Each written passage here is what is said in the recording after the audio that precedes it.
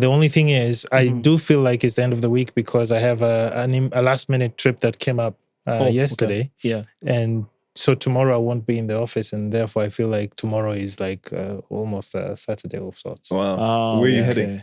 Kigali. Oh, nice. Yeah. Our previous guest is from Rwanda, and he was here telling us about Kigali. Oh, we fantastic. absolutely have to visit. It seems like sounds the like a funny really thing cool is place. both of us have not been to Kigali. How could you? Yes. How can you imagine? have been to Kigali? But this year is not going to end for me. Yeah, I have decided before the year ends, I will have to have visited Kigali. Oh, nice. Okay, yes, let me know when. Maybe we can coordinate. But absolutely, it's high on my list. I've always wanted to go, especially for the basketball games, the Basketball Africa League, maybe gorilla trekking, something like that. But also just to see the city. I've heard really cool things. So there's something special that happens when you visit a country, especially within the East African community. Even just to see how people live. That's my biggest. That's my biggest attraction to visiting a place, and you'll be surprised just how many subtle nuances you'll find. First of all, the similarities. How alike we are in our food, in our preferences in terms of, say, the milestones of life, how we do our weddings, how we do our different activities, and then you see serious differences in how people see the world, how people see themselves, and then you also see how they see you from the other country. You know, how Kenyans see Tanzanians, how Tanzanians see Kenyans. Yeah. And incidentally, that is very important to take into account when it comes to building a regional bloc that is successful. So visiting countries in the region, in my view, is a must-do for everyone. Absolutely. In fact, I think the school curriculum should make it mandatory. For you to visit a couple of countries. All of them, actually. No, I think I agree with you, and I like that because the more traveling actually is one of the best forms of education. Literally, there's so much you pick from other places when you travel. Number one, realizing that you guys are not any different from other people that you're meeting. There are nuances here and there, but you're fundamentally not very different people. You have the same struggles, the same fears, the same hopes. Then you get to see some people maneuvering those struggles, fears, and hopes much better with better outcomes. And you learn. You go and see others who seem not to be maneuvering those same struggles and fears and hopes as well as they should. And well, your heart goes out for them, but you'd hope they will also travel and they will get the sense that it's not that we are any different. It's not that the concept of creating wealth is any different.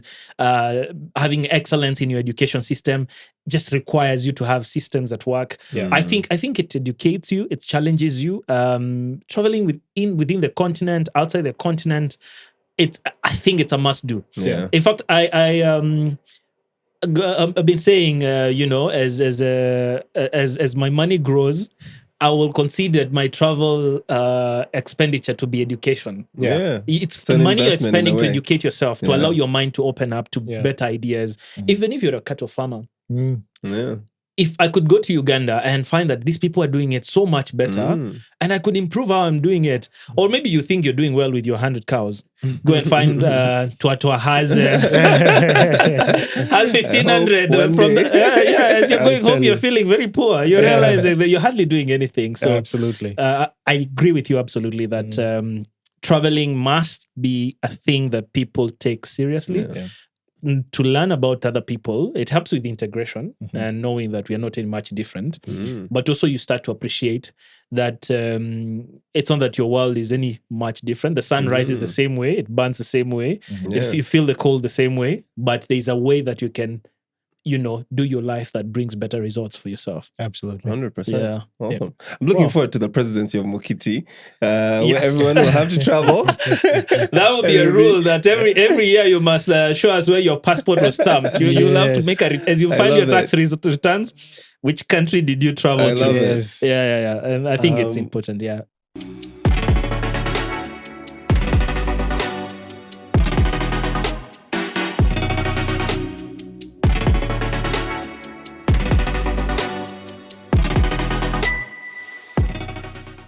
Thank you very much, Gilbert, for joining us. To our guests, welcome to another episode of the Full Scale Podcast. Today, we are excited to host a guest who is a giant in Africa's brand leadership, PR, strategic communications, and in the strategic communication space. Gilbert Manirakiza. Gilbert is the CEO of Newmark Group Limited, a leading strategic communications and brand leadership company in Africa. He's also the CEO of Weza Prosoft, a software development and marketing company that is transforming the digital solutions landscape on the continent. Gilbert has worked with global organizations such as the United Nations, World Bank, IMF, World Health Organization, and the African Union, as well as blue chip companies like GE, General Electric, that is, Barclays Bank, and the Rockefeller Foundation. He has lent his expertise to governments of Japan, France, Dubai, Singapore, among others. He is a member of the Chartered Institute of Public Relations, United Kingdom, and the International Society of Sustainability Professionals, and serves on several boards in regional trade and development. Gilbert, with such a flowery CV, it's such a pleasure to have you feature on our podcast, and welcome.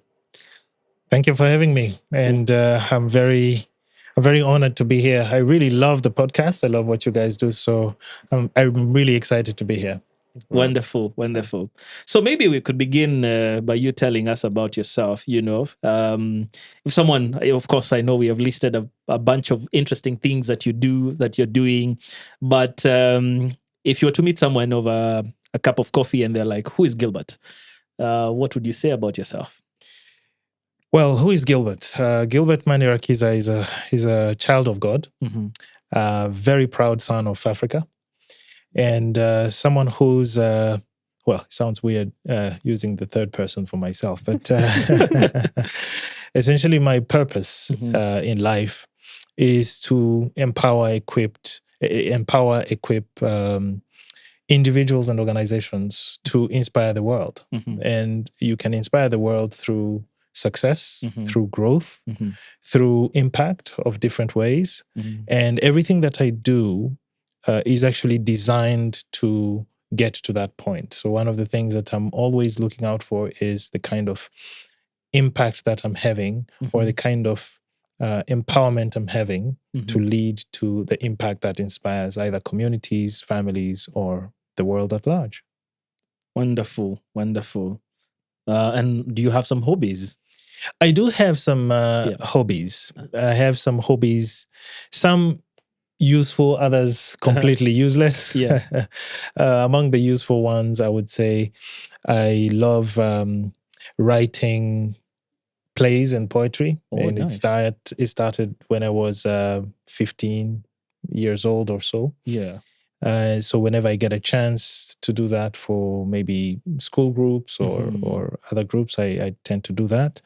I have also physical hobbies like playing tennis, which I recently started, and it's kicking my behind. It's a very tough sport, but I really enjoy it. I also enjoy golf, not as much as Twa here, but it's a hobby that I also enjoy quite a bit. And I would also say that one of the useless hobbies is storytelling, but from the point of view of enjoying movies. So I love the storytelling aspect of movies. So I can overindulge once in a while. Okay. Well, that's, I mean, the lovely repertoire of, hobbies. And I don't think that's a useless one. I think there's a reason Netflix is making money. True. It's useful for someone. Perhaps not myself. I'm going to have to ask you for movie recommendations when we're done here. But let's start talking about, Newmark Group and Weza Prosoft, so two of the companies we mentioned in the intro. So how about you start with telling us what is Newmark Group and what inspired you to start the Newmark Group? So the Newmark Group is a 15-year-old firm, I would say a 15-year-old global firm that specializes in empowering and equipping individuals, organizations, communities, and even countries to grow, scale, and achieve impact through influence. And that is done in a very specific way in terms of a number of communication services that we provide.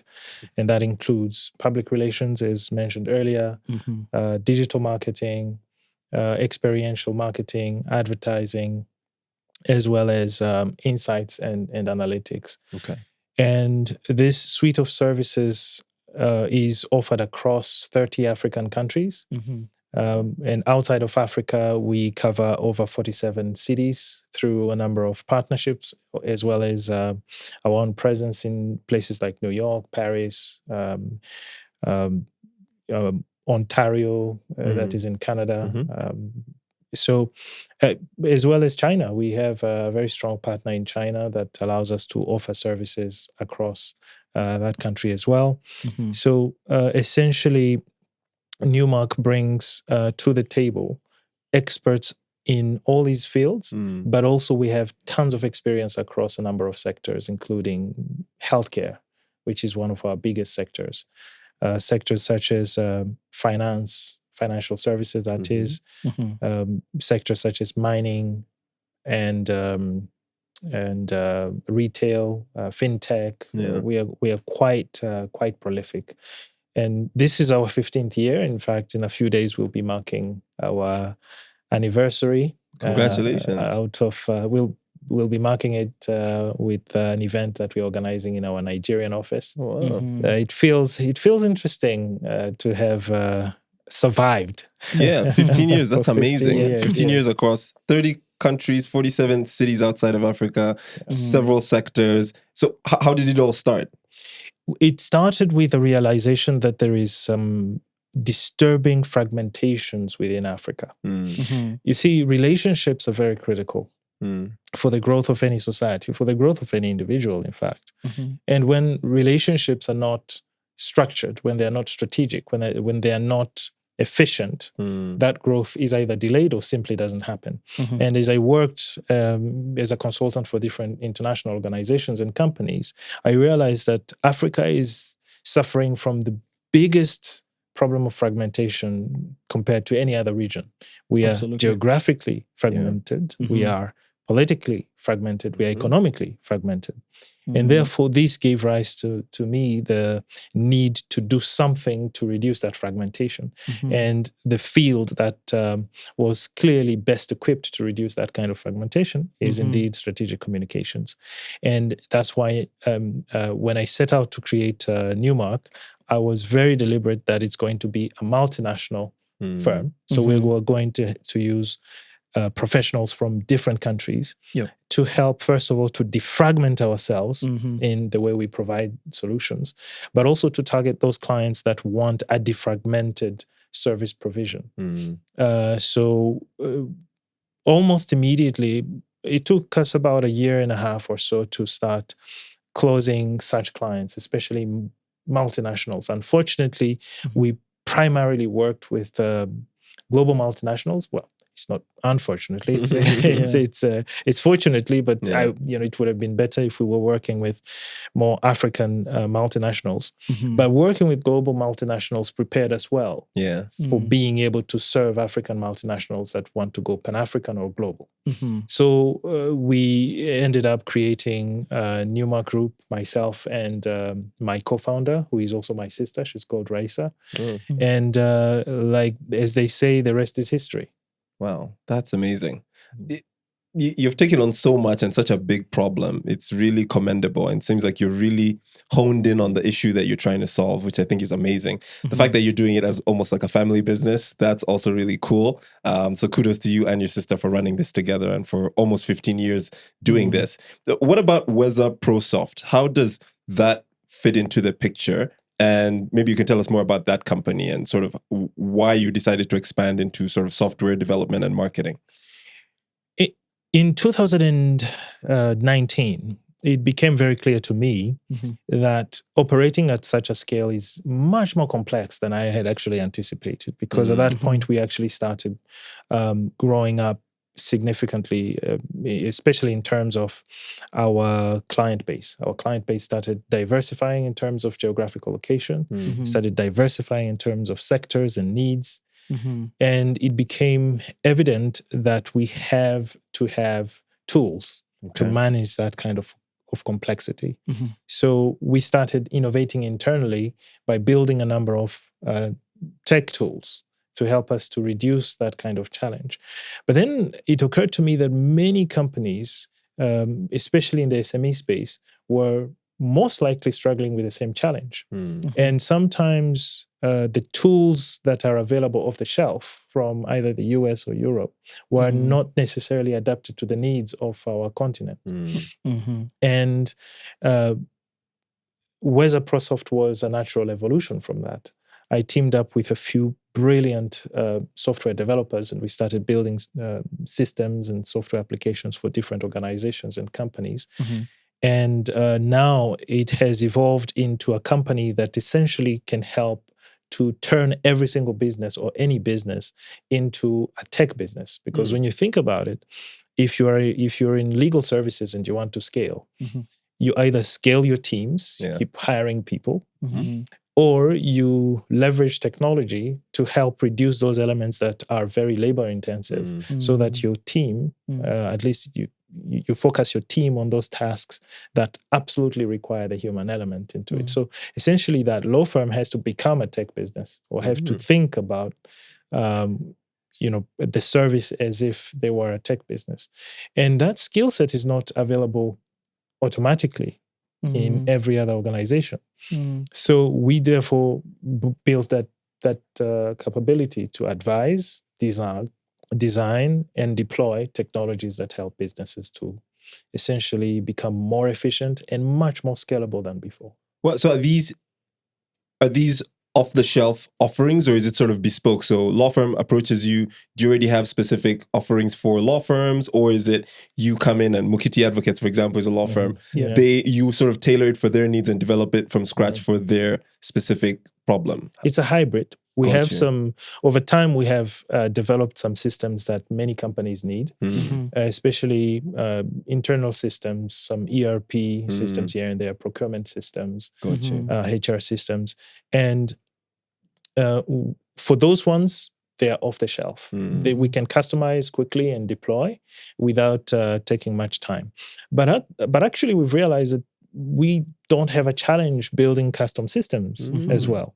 Especially right now with AI, our speed of deployment is incredible. We can actually come into the law firm, get their needs, design for them a system that will work, that will be perfectly suited to their needs. And within a month, they will have it deployed within their organization. Wow. And this is, I believe, the future of technology deployment in Africa. We need to embrace the fact that every single business can actually have its own systems that are perfectly adapted to what they do and where they are. And I believe that since we do it for ourselves and it works very well, and we do it for many other smaller and medium businesses, we can actually also deploy for big ones. We are actually starting to deploy for pretty large businesses that cut across Africa.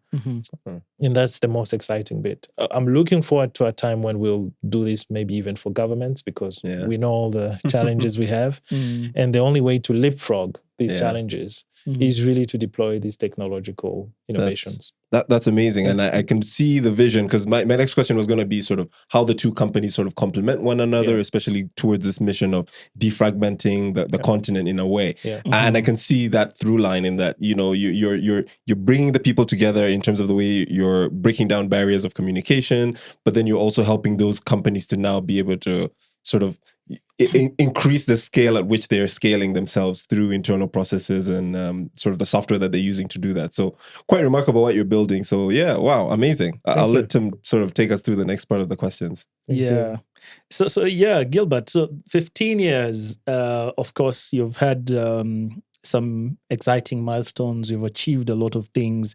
Feels like it's an exciting journey. But I wanted to understand, what has been your biggest challenge so far as you've been building Newmark and Prosoft, Weza Prosoft? I would say that the biggest challenge is product market fit. It's one of the biggest challenges that companies have to face early on. Because before you get that fit, there's no money coming into their account, to their bank account. And you have to do everything you can to get quickly to that product market fit. because until then you have to fund the business, and that is usually what people call the valley of death of businesses. Yeah, that took us a couple of years. And during those 2 years, we were innovating. We were doing different things. We were experimenting. And that's another big advice I would give to firms and companies that maybe they've just started or they are scaling into a new market. Do everything you can to experiment and innovate at the highest speed you can manage, because it's through trying different solutions and options and setups that you're going to be able to find the ones that stick. Many entrepreneurs tend to go into business thinking that I have the product, I know I've identified the solution, therefore I should be okay. But technically you find that there are many other dimensions that come into the picture. And that's why we are seeing many companies in Africa that bring in a lot of venture capital failing. We are seeing them struggling to get not always necessarily the product market fit, but sometimes it's the culture market fit. Or sometimes it could be the process market fit. Sometimes it could be the type of money that they are getting, not necessarily being a good fit for the market. So I would say that in the face of such a big challenge, product market fit, that was how we approached it. Absolutely. In fact, just to, before my next question and just to follow it up with what you've just said, innovate at the highest speed at your earlier days. So how do you marry that with the concept that you have to keep consistent? You have to keep moving a particular direction with consistency, because sometimes you may leave too early just before an idea picks up. Yeah. So how do you do you balance that rapid rate of innovation and trying to see what will fit and also staying the course? How do you marry that? I would easily answer that with the 4 Ps. You have to be very clear about your purpose, which is the first P. Yeah. The second P is you have to have a process for developing your products. That's the second P. So product is very important.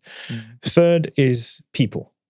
You have to constantly keep a temperature check on the type of people that you need and what you need to develop them, because sometimes you might know the people that you need, but you don't have them currently. So you have to actually find a way to bring in those people in different ways. Yeah. The last P is process. You have to be able to adapt, create, adjust the processes that you have put in place in order to keep this entire machinery going. So in a sense, when something is working, you put in place a process. So when a product is working in the marketplace, you get the right people and you put in place the process to scale that product which is working. If something is not working, you again need to make sure that your people are optimized, not to spend too much time on this product, because maybe you think it might work, but you reduce the resources in terms of people, you reduce the resources in terms of money, and you give it a certain period of time during which it should ideally have worked before you move on from it. Yeah. And it's okay. Sometimes you might look back and you regret having terminated a service at some point. It's fine. I mean, I don't think that we should do business fearing future regrets. But at the end of the day, if your 4 Ps are optimized and you keep an eye on them in such a way that you only drop what you need to drop at the right time, and you have a sense that this is the right time to drop this service and scale this other one, you should be okay. Where many companies tend to fail is in the last P, how they design their processes, their everyday operational processes to keep what is working growing, and to keep what is not working going long enough for them to confirm that this should be phased out, and then having a process for phasing it out as well. So that would be my approach to that particular issue. It's a framework thing that every business has to define for themselves. Absolutely. I like that. And the 4 Ps. Wow. Nice. So and in your entrepreneurship journey, what has been your highest moment yet? I wouldn't say it's a moment. I would say that it's a realization that when you're doing business and you see your people growing, because out of the 4 P's, that is the most important P, at least for me. Yep. And you see that the people are growing. Yep. And the people are also aligned with a purpose, and they believe in the purpose. And at some point, you start seeing that your people have grown so much that you start drawing from them, and you start learning from them, and that the world around them is also drawing from them. I think that for me is the single most exciting prospect for me, because when the people are at the right point and they are growing, in fact, they are growing so fast that they are leapfrogging what you thought would be their growth pattern, then what ends up happening is not only are they impacting the world, especially in this high-paced world, you really, one of the things that people in the service business fear is whether the people are going to keep up with a high rate of change.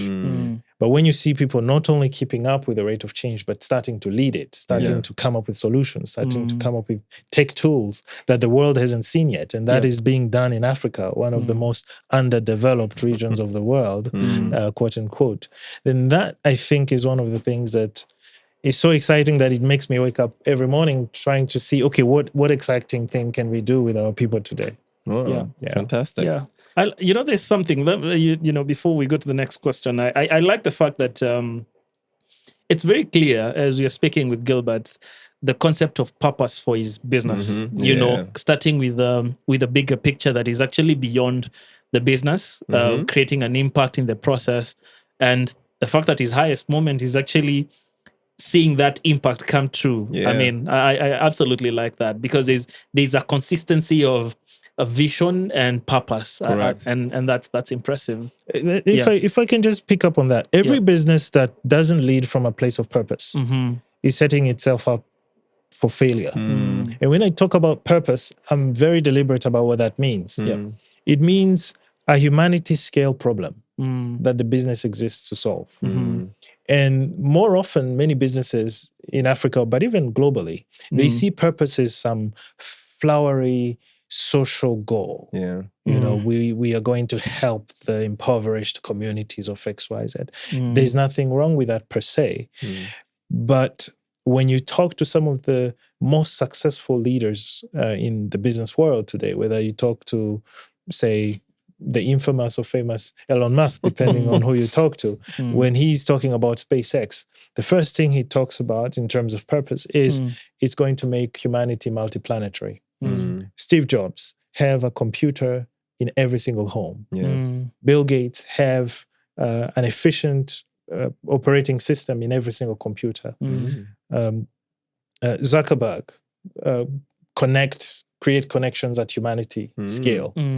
So when I think about purpose, I'm really talking about this problem at humanity scale that you are solving at humanity scale. And the beauty of that is when you're doing anything at humanity scale, you are essentially in the league of billion-dollar business creators, because any business that is solving a humanity scale problem is automatically a billion-dollar business. Hey. That should be the tagline. I know. Absolutely. Giving us plenty of options for thumbnails. I just wanted to take you back on this product market fit, because I think you sort of already answered some of the questions I was going to get at there.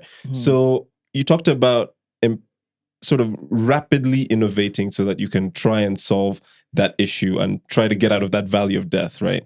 And I really like this framework of the 4 Ps. We really love frameworks because it gives us a good way to sort of look at the world and to analyze problems. But on this podcast specifically, we also have another P that we love, which is practical. We love sort of something practical where you can really walk us through how you do it or how you did it. If you could take us through just the most basic of examples of an issue in the business where you want, I mean, of course, I think we've seen the purpose. I think that really rings true in everything you've said.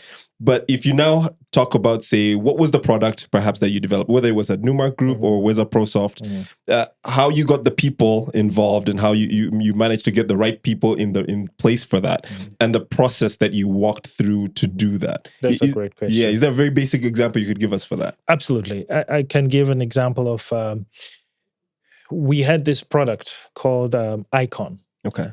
It's integrated conference management. Okay. Basically, we noticed that many of the large organizations that we were talking to had all these big conferences that were badly managed. And we had the vision and the skill set to better manage these convenings, not only in terms of the logistical side, but also in terms of the thematics, the content, the design of the way people interact during those convenings. But when we were going to these organizations, they would say, well, yeah, this is interesting, but we have an admin assistant somewhere that does a bunch of these things. So it became very clear that selling to them this big product was going to be a bit tricky because they couldn't see the vision of what we were trying to do at that point. So what we did was to break down this big product into small constituent elements. Okay. So, for example, we looked at the delegate management component of it and came up with specific sub-service lines for that. And one of the things that I did specifically was to identify a team member and told them, find a way to make this the most efficient, the most exciting delegate management service within our region. And we would work on this, package it nicely, and go back to the same admin assistants to tell them, we know you're already doing this, but there are a few tweaks that we can make to make it an amazing experience for this conference. And we started booking gigs. We started booking contracts because instead of selling this thing that costs hundreds of thousands of dollars, we had broken it into small bite-sized services that now we could sell. So we started seeing what these organizations were actually interested in. We realized that when you go with this big thing, it's hard to actually sell to them because they don't really see. But when you actually sell to them something that is dear to them, for example, the way you will design the program to make sure that they achieve their objectives, and you make that the entry point, they ended up buying everything else because it made sense. But our entry point had been different. So that innovation takes a bit of time because you actually now have to dive very deep into every single component. So practically speaking, I would recommend that if you're in that valley of death, learn to create pockets of innovation. If there is a big problem that you have, identify a couple of people, give them a task, give it a timeline, and have them develop that particular product or that particular process. And then let them come back to you with. The problem is entrepreneurs sometimes want to do everything, want to innovate everything, want to create everything. But for me, I learned early on that you have to create your ecosystem in such a way that it keeps generating new insights about what you already do.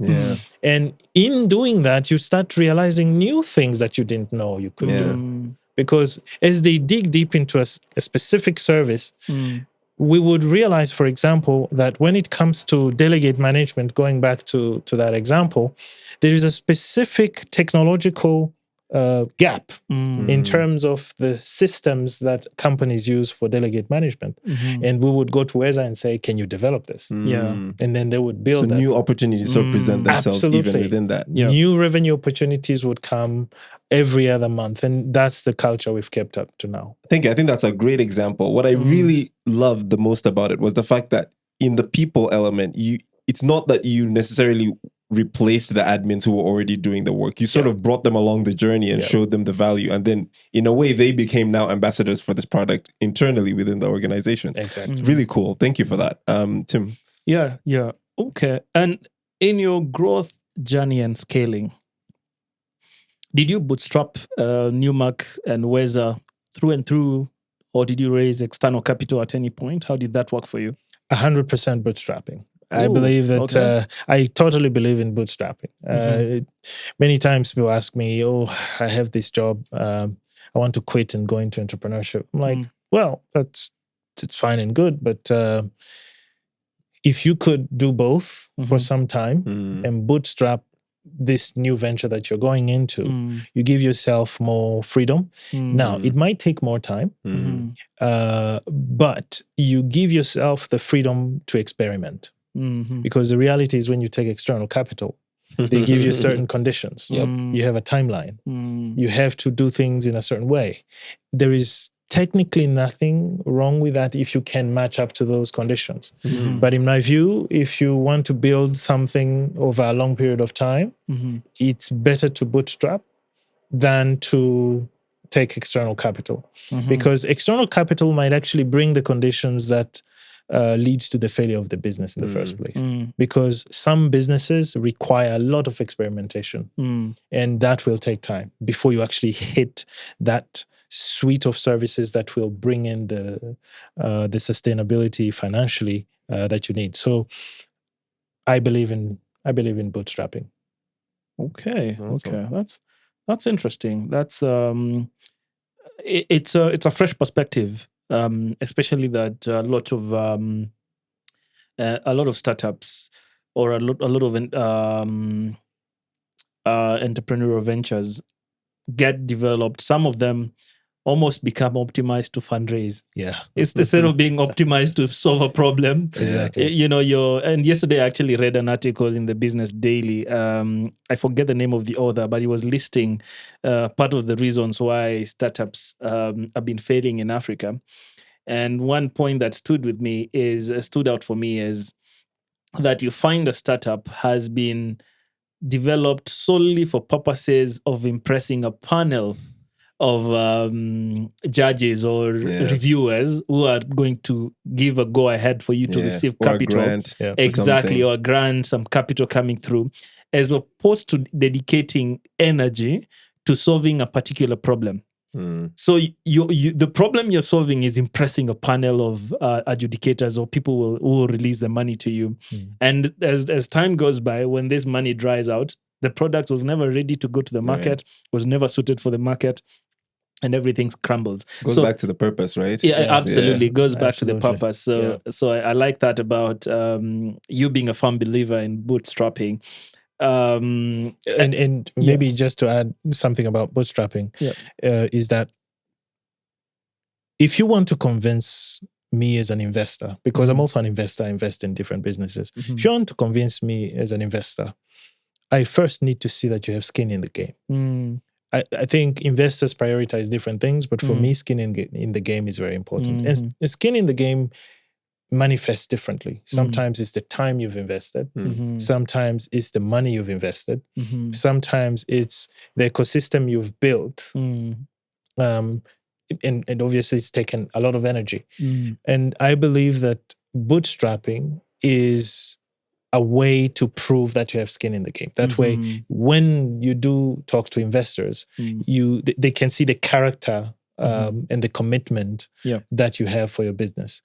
And some people might say, but it's so difficult to raise that capital. Not everyone has the same career paths, and when you start, you are not necessarily very successful. That's true, but there are three types of capital. There is time capital, there is knowledge capital, there is financial capital. People tend to look at financial capital solely, but I believe that finances follow knowledge and they also follow time. If you deploy time and knowledge, chances are very high that you're going to generate the finances. So, and you'll find that people actually come to look for funding when the only intellectual capital they've spent is to put up that pitch deck. But I would want to go beyond that. Do you have any proprietary knowledge you have developed? Do you have any engineering knowledge or innovation that you're bringing to the table? Because that is equivalent to money. So if it's just having looked at a problem and, decided that you are the messiah for that problem, it's not enough. For me, it's not enough. There has to be some serious knowledge capital that you bring to the table for me now to bring the financial capital that matches this. And unfortunately, we are not having this kind of coaching and encouragement in the entrepreneurial ecosystem broadly. Absolutely. Yeah. And that's why we have the Full Scale podcast. That's why you to have an opportunity and others to share such gems with people who are interested in, especially in building the knowledge capital. But legally also, these intangible assets are real. Like the IP assets are real, isn't it? Yes, absolutely. They're definitely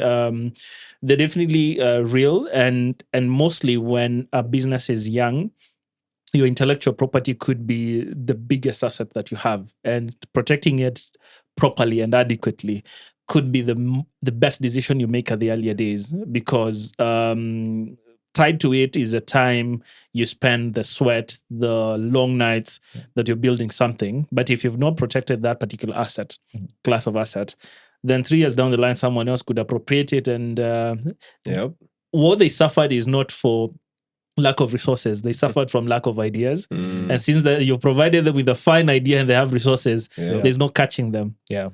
Perfect time to plug. We've done a previous episode on intellectual property, so go check that out in season 1. And of course, if you're enjoying the content, please like, subscribe, comment, share this with your friends and enemies alike. And just we have to do that. It's like legally we have to plug the show. Absolutely. So like and subscribe and comment, guys. Yes, indeed. So where do you see the business? I mean, it's 15 years now. So 5 years, 10 years from today, where do you see how do you see your businesses evolving? What I see going forward is us continuing to achieve our purpose of making more businesses, thousands of businesses, more influential, having a bigger impact in their communities and in their countries, and obviously inspiring their communities in the world. So in terms of purpose, we will continue to build on that, and hopefully it will be at a much bigger scale. But firmly speaking, it will be at a global scale. We are already global, but we believe that we can have the businesses we've built in Africa impacting the world, being in some of the biggest capitals and some of the biggest countries, and doing bigger things than we're doing now. I'm quite proud of what our team has achieved. But I think it is encouraging to think of a future where African businesses are at the same rank of profile as any of the big businesses coming out of America or Europe. And we were talking earlier about the fact that it's a given that global brands are the brands that come out of some of the global capitals of the world. Very few Africans have this notion that a global brand can come out of Africa. A global business can come out of Africa. There was a time I was talking to a friend of mine from Hungary. She's a fantastic person. And I said, I said, Newmark is an African business.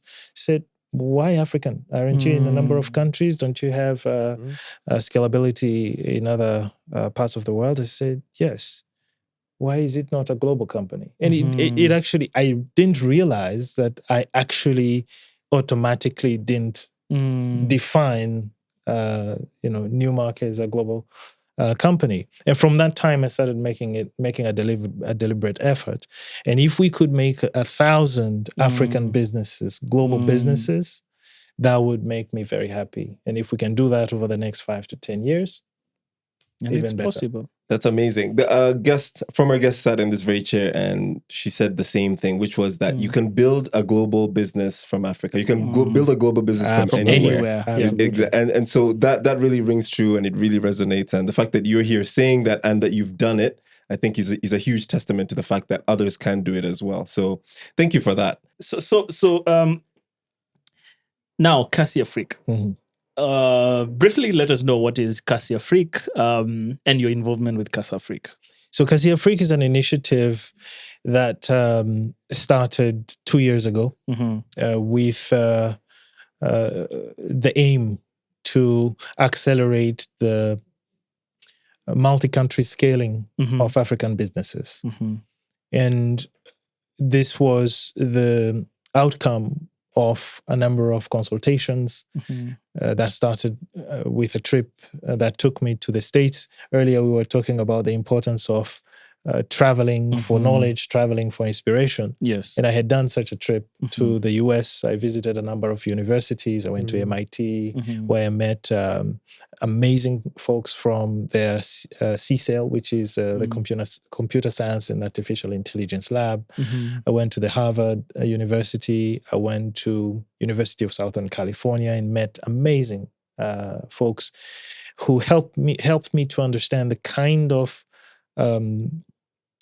of foundation you need to create highly scalable businesses, the kind of ecosystem that generates businesses that end up scaling globally. And I came to understand that we are very, very far in Africa from having such an ecosystem, because that ecosystem requires universities. And what do universities do? They equip entrepreneurs or would-be entrepreneurs with the hard skills, that is the engineering skills or the scientific skills and whatnot, but also they equip them with the soft skills. Yep. They also equip them with an outlook on the world that help them to come out with the readiness to scale globally. And I realized that in Africa, we don't really have that.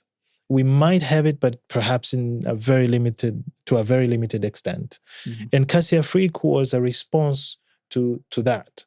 The idea is not for us to be the only entity, or we are not claiming that we are the only entity, but this is a continent of 1.4 billion people. Absolutely. We need thousands of Kasi Afriques that are preparing entrepreneurs, equipping them with the hard skills, the soft skills, and the ecosystem for them to scale first across Africa, but also globally.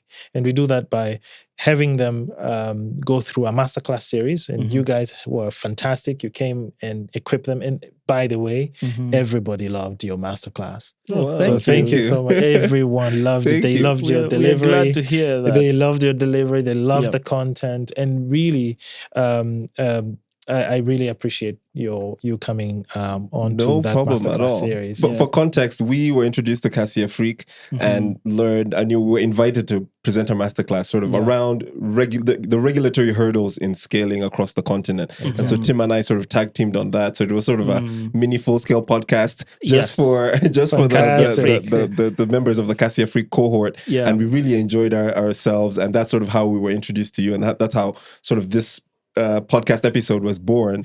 So thank you, I guess, for leading the charge at Kasi Afrique and for having us over. And we really enjoyed our time, honestly. We'd love to be back again. And the vision for the full scale podcast, I mean, it's sort of in the name, as well as what you're doing, I think really aligns. So hopefully we can do more things with the Kasi Afrique cohort in the future. Maybe, some of those founders will be coming on here not too long from now and sort of telling us about what they're building. So we look forward to it. And I guess the second half of that question on Kasi Afrique, which also really dovetails really well with my the question I love to ask the most really on this episode is we're going to transport you. We have a time machine in the back and we're going to put you in there and we're going to transport you to, let's say, 50 years from now.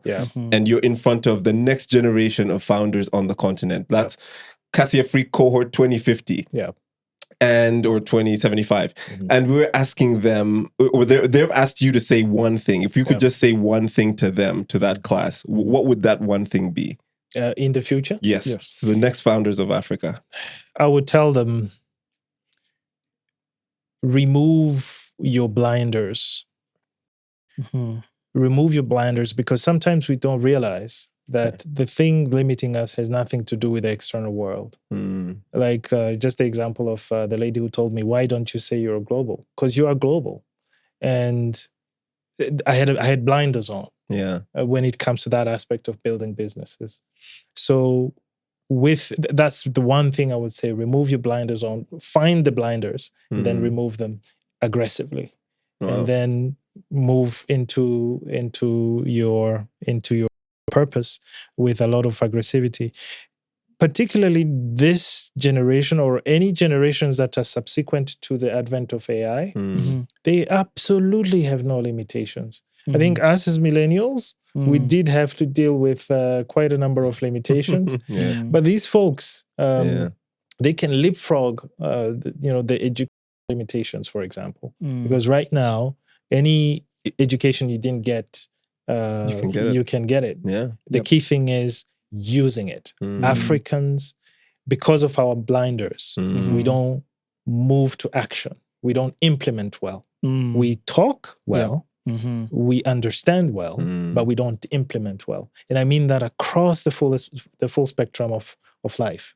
Whether it's engineering, we have a lot of physicists. How many of them are creating engineering labs? How many universities have very prolific engineering labs that are inventing and deploying into the marketplace the things? And this is because of the blinders. It's really not that we are any lesser humans than anyone else. It's just that these blinders keep us thinking that someone else should do something that we are supposed to do, or someone should love us more than we love ourselves. Wow. Fantastic. Absolutely. I love it. Absolutely. And now we go to the surprise question. We usually like to ask our guests a surprise question. But yours is a very simple one. If you were to reduce all the traits, all the characteristics, all the habits or skills that will make an entrepreneur likely to succeed in the marketplace, if you were to reduce that to one thing and say, this I think is very critical to your ability to succeed or to move forward in the marketplace, what would that be? Sobriety. I love it. Sobriety. Not alcohol sobriety. Adrian was about to get disappointed. That was the thumbnail. Sobriety. Sobriety. Gilbert, sobriety. That's it. No, you have to center yourself almost every day emotionally. You have to cut through the emotions, the disappointments, even the successes, and center yourself soberly so that you see the future. The whole point of an entrepreneur is the ability to see the future. Being able to have a vision is the most critical skill set of an entrepreneur. And you have to have a vision, translate it into the day-to-day. And if you're not sober, if you are emotional about the vision, then you actually can get into trouble very quickly. Because sometimes when you need to let go, you don't let go. Sometimes when you need to hold on, you don't hold on. So I would say sobriety is the key. Wow. Yeah. Amazing. Thank you. I mean, pretty much we're almost wrapped up. Last one for me is just if there's anything interesting this week that you've learned or seen or heard that you'd want to share with us. Well, this week I learned through we are doing some work in the mining sector, and I learned that aluminium is replacing lithium. In batteries? Or what? Yeah, in batteries. Oh, no. Yeah, because it is a much more efficient conductor. It retains power longer. And that's very good for countries in Africa that has cobalt reserves, such as Guinea, Ghana, and a few other countries, particularly in West Africa. So if you guys want to invest in... I was just going to say, that's a stock tip right there. That's a stock tip. Aluminium stocks go in. There's a friend of mine who invests that you're in an invest club, and we usually say go bigly. Awesome. Thank you so much. I mean, Gilbert, we really enjoyed this session. You've taken us through sort of the story, Newmark Group, Weza Prosoft, you as an individual, the businesses, the people that you've been working with, as well as some really candid and thoughtful advice for entrepreneurs, as well as everything that you're doing with Afrique. We really enjoyed this session, and thank you for your time. In closing, perhaps if folks who are watching or listening wanted to reach you or any of the businesses that you're working with, where should they find you and or the businesses, on social media or online? Yeah, absolutely. We are on social media. Our website is, at least for Newmark, our website is www.newmark-imc.com. All our information is there, including the links to our various social media platforms. My own handles are at Manny Gilbert, MANI Gilbert, not money. Yeah. Money Gilbert. Yeah. That should be on Instagram, Twitter, and other platforms. Fantastic. And thank you guys for having me. This is amazing. I feel like we could have this conversation, for a much longer period. Absolutely. Let's grab some tea. Yeah, sure. Some sober tea. Absolutely. Sobering and centering ourselves. But thank you so much, Gilbert. Yeah. Thanks, Tim, as always. And thank you, our viewers and listeners, for joining us. This has been the Full Scale Podcast. You know where to find us, wherever you find your podcasts. Don't forget to like, share, subscribe, comment. And we look forward to seeing you on the next episode. And that's it from us, right? Yes, all right. Absolutely. Thanks. Bye. Thank you very much. All right. Goodbye. Thank you.